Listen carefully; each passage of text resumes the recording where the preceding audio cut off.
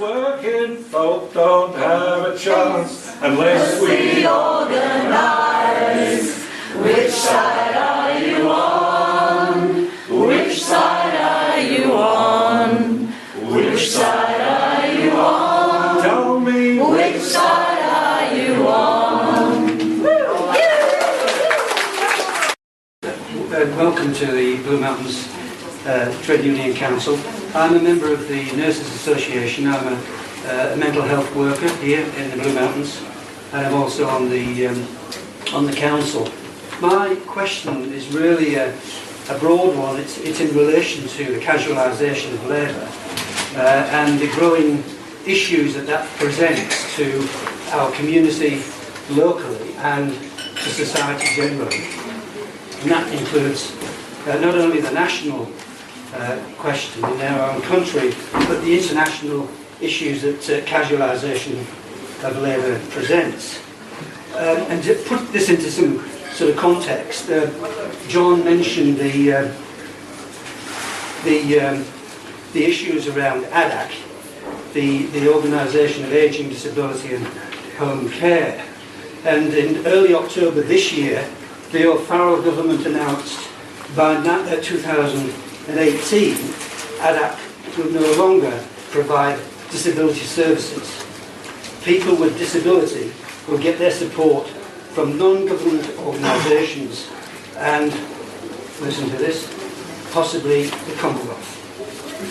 The state government introduced the National Disability Insurance Scheme, New South Wales Enabling Bill 2013.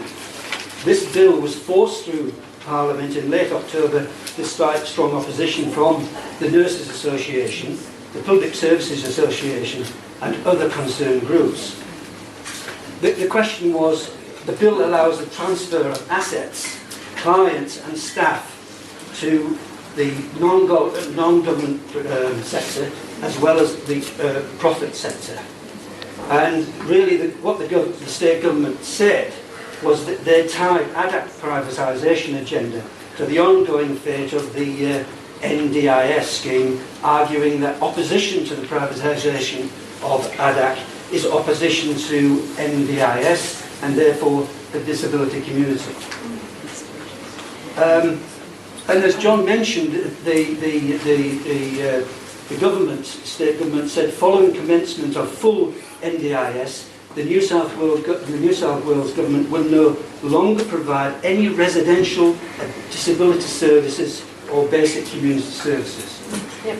This is very serious in a sense, because it not only affects 1,400 of the workers in ADAC, but it brings into question the very care of these very vulnerable people who have got multiple disability and mental health issues. We have a question, Peter. Yep, and the question is really, how is the left going to actually debate the question of casualisation? It's the elephant in the room, with over 40% of the Australian population now either casual or on short-term contracts. Yeah. Look, I like the way you talked about not talking about the elephant in the room. I found that wearing the two hats of a support worker and as a union organiser, I've attended conferences around run by the agency around how the NDIS is going to roll out, and it seems to me like any conversation around the minimum award, the minimum engagement and the longevity and viability of the workforce, those conversations are absent from the considerations of the NDIS, and what we need to do as a union is show how intrinsically they're linked, that you're not going to have high quality person-centred care for people with disability without a workforce that is qualified, professional and able to be retained. Casualisation, although it seems, it's going to be so flexible, the idea that talking about the sustainability of the workforce impinges the right of people with disabilities to make choices is false, and I think that it's a really dirty game to play to have those conversations absent from the success of the rollout of the program, because ultimately I suppose my comment on it would be, who is going to implement, who's going to deliver these services if not qualified professional workers. And if we don't see that, if we do have a race to the bottom, where NGOs or private organisations are undercutting each other to be preferred providers, then ultimately the people who will suffer are the people with disabilities whom we've said the scheme is supposed to benefit.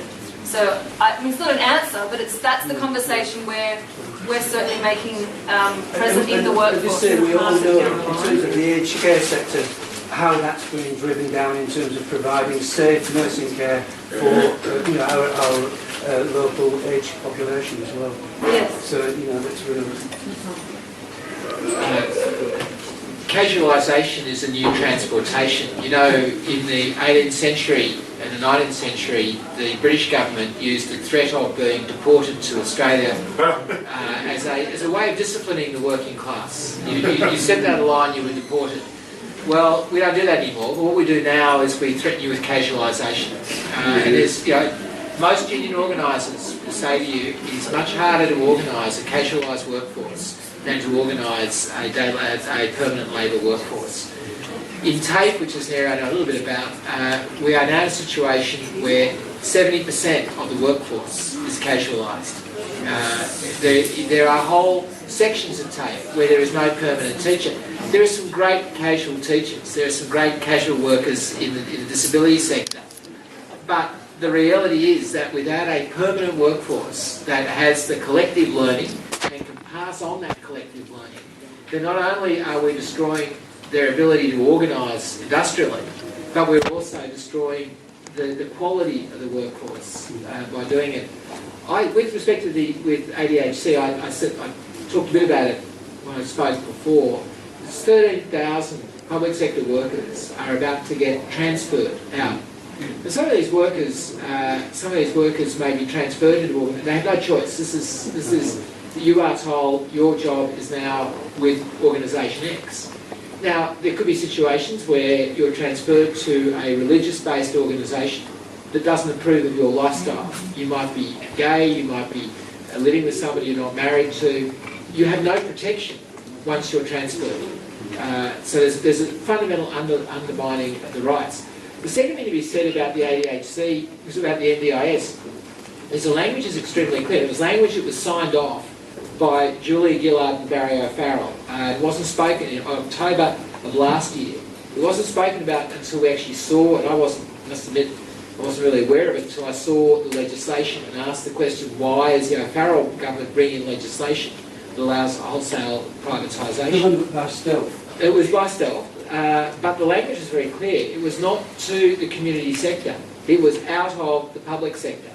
And what I am convinced we will see will be organisations like Serco, the international parasite corporations that circle the globe looking for governments that make stupid decisions about privatisation and move in for the kill. And they mop up money. And I have grave fear for the future of the community sector in the absence of the government sector in this area. Because if the government sector work is seen as an attractive proposition for the corporate sector, make no mistake, they will come in and they will lose lead, and they will undermine the good end of the community sector. They will dominate the sector, and then they will close it. They will close down and squeeze out the community sector, and it will become a privatised welfare delivery, service delivery sector. I have huge fears about what that will mean for the workforce and for the people with disability. For the workforce, it means whatever casualisation we've seen so far, we will see a whole lot more. I think there's a campaign to be run here. I think it's a very important campaign to not let disability services be privatised. There's another campaign which the Teachers Federation has been running for a long time about casualisation of TAFE. Unfortunately, with the what's called smart and skilled, that's a kind of peace through joy kind of thing, or peace through strength. Where it's nothing to do with being smart or skilled. Arbeit in frei. This is a way of making. This is a way of getting rid of TAFE and privatising it. The workforce will be more casualised when companies like Navitas get their hands on it. I think casual, and I know that Doug has a history in this area. I know that a lot of unions have been working on it. It is a key challenge for us as to how we can define a new economy that provides security of employment and provides the benefits, not just to the workforce, but also to the work that they do of ongoing security work. Look, I've been involved in many campaigns trying to make sure that we've got full-time, highly skilled, well-paid workers in the manufacturing sector. We fought against contracting out, we fought against skilled engineering. I remember when I first started, the goal of the union was to make sure skilled engineering never became an entity in the Hunter Valley and Newcastle area. You need to be clear that skilled with a capital S and E with a capital E. So we're not skilled engineers. We're not against engineers who are skilled. We're against a company called skilled engineering. Only an engineer would come up with that call. Only for that. He's a doctor. But I was a fitter, and I used to work with engineers, you see, and I always thought an engineer was a fitter with an ego.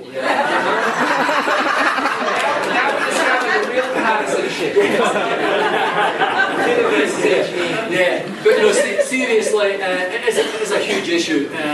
We are one of the highest casualised nations in the world in terms of the workforce. That's a big problem. But when you look at the history of the trade union movement in this country, a guy called Dr. David Peets did a very good analysis about 7 or 8 years ago, and what he did, he tracked union density and union capacity and union power against the legislative framework. And when the legislative framework supports trade unionism, well, guess what? The trade unions are stronger, the trade unions are more effective, there's less casualisation, so the legislative framework is very important. How do you get that change? You get that change through agitation, you get that change through organising, you get that change through making people understand the importance of what you're pushing for. Coming now to the other area of the service to the community through public servants, basically. In the UK, the new approach under the Cameron government, no relation in mine, he must have been from the Black Camerons, I don't know. I didn't know any Camerons that voted Tory. Never mind who would become the leader. But in terms of what they've got this thing called the Big Society. I'm not sure if you've heard about that. Yeah. But the Big Society is all about handing over the needs of the community to community groups.